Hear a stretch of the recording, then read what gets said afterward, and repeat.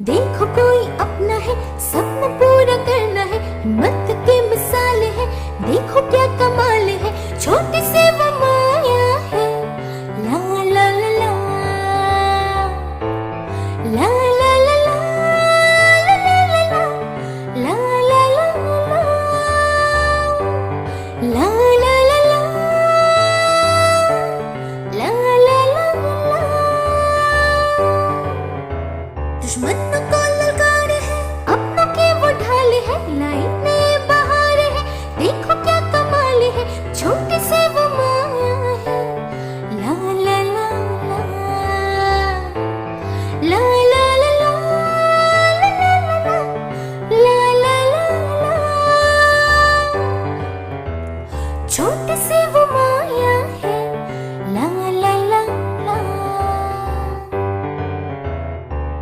बादलपुर में बाढ़। दोपहर के समय स्कूल की छुट्टी होने पर माया अपने दोस्त बंटू के साथ घर आ रही होती है। तभी अचानक से बादल गरजते हैं और हल्की बूंदों के साथ बारिश शुरू हो जाती है। अले माया, बारिश होने लगी, जल्दी घर चल वरना हम भीग जाएंगे। तो क्या हुआ? तू भीगने से इतना डरता क्यों है? क्योंकि बारिश में भीगने से मुझे छींक आने लगती है, इसलिए भागकर घर चलते हैं।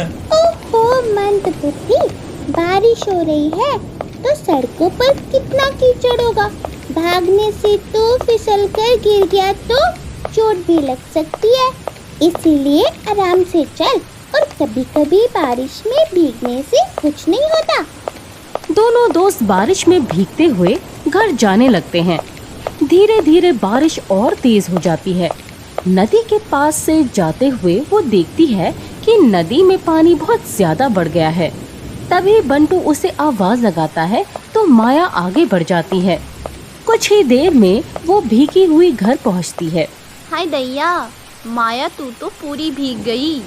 जाकर कपड़े बदल ले वरना ठंड लग जाएगी। ये बरसात का मौसम भी ना बड़ा दुखदाई है। वैसे ही रास्ते में इतना पानी है और ये बारिश है कि रुकने का नाम ही नहीं ले रही। हाँ माँ, बारिश बहुत तेज हो रही है। आते हुए मैंने नदी में भी जरूरत से ज्यादा पानी देखा। ओहो, आने लगी ना छींके। जाकर कपड़े बदल ले बेटी। माया चीखते हुए अंदर चली जाती है। शाम का समय हो जाता है, लेकिन बारिश अब भी झमाझम हो रही थी। कुछ ही देर में माया के पिता प्रभुदास भी घर पहुंच जाते हैं तो देखते हैं कि माया खिड़की के पास खड़ी बाहर देख रही होती है। माया बेटी, क्या सोचने लगी तू? बाबा, अगर इसी रफ्तार से बारिश होती रही तो गांव वालों को बहुत दिक्कत हो जाएगी। दिक्कत तो हो रही है बेटी, रास्तों में बहुत पानी जमा हो गया है। बाबा आप बैठिए, मैं माँ को कहती हूँ खाना लगाने के लिए।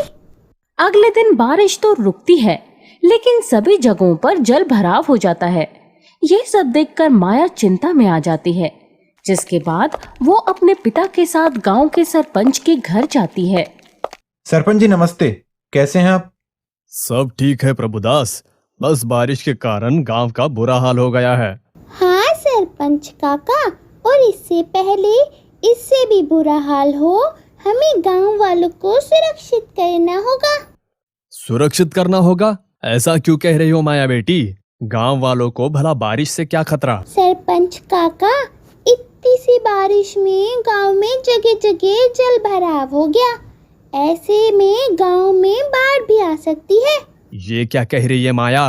शुभ शुभ बोल। सरपंच जी, माना कि अभी कुछ नहीं हुआ है, लेकिन माया का कहना भी गलत नहीं है।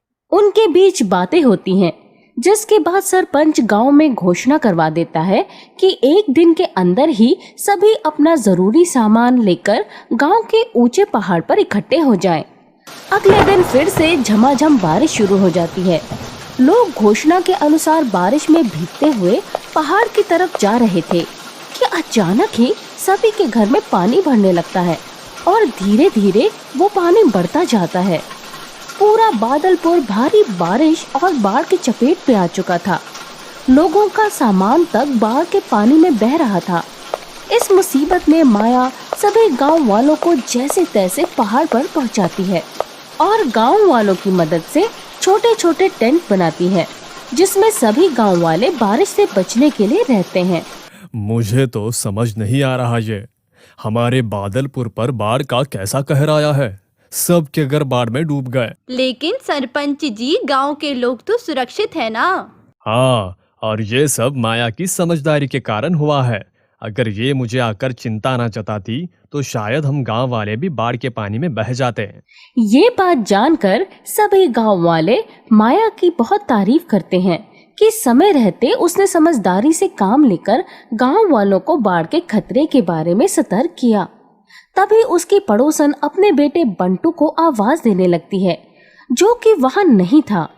वो बहुत परेशान हो जाती है।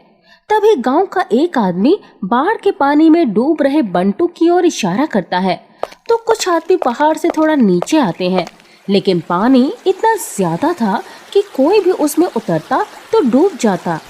ऐसे में अपने डूबते दोस्त बंटू को बचाने के लिए माया सूझबूझ से काम लेती है और आसपास नजर दौड़ाती है तो उसे एक रस्सी दिखती है। वो उस रस्सी के एक सिरे को अपनी कमर में बांधती और दूसरे सिरे को एक पेड़ से बांध देती है और लोगों से कहती है, जब वो बंटू को पकड़ ले तो रस्सी को खींचना। सब लोग हाँ में मुंडी हिलाते हैं। हिम्मत कर बंटू, हम तुझे कुछ नहीं होने देंगे। बंटू माया की तरफ देखता है और बहते बहते एक पत्थर को पकड़ लेता है। माया बाढ़ के पानी में कूद पड़ती है। सब घबराए हुए थे। एक एक पल भारी हो रहा है, लेकिन माया बेटी की हिम्मत की दाग देनी होगी। ध्यान से देखो माया को, जैसे ही बंटू के पास पहुंचती है उसे खींचना है।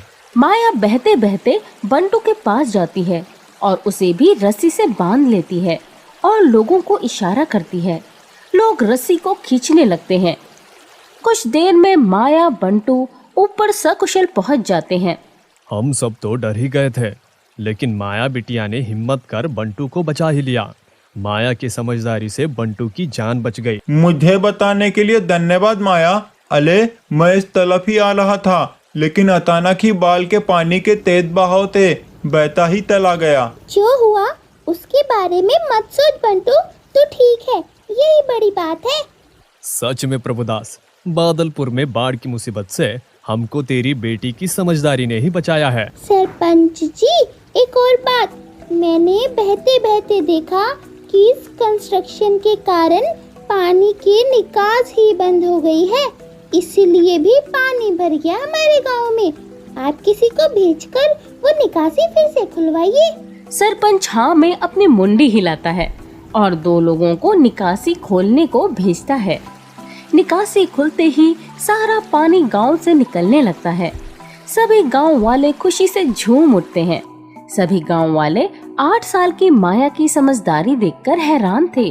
वो वहीं गांव वालों की भीड़ में कपड़े से अपना मुंह ढके एक आदमी लगातार माया को घूर रहा था, लेकिन माया इस बात से अनजान थी। कुछ देर बाद जब गांव में पानी का स्तर कम होता है तो गांव वाले अपने घरों को ठीक करने में लगते हैं। लगता है इस तरह बादलपुर में आई बाढ़ की मुसीबत में माया समझदारी से काम लेकर इस मुसीबत से निकल लेती है।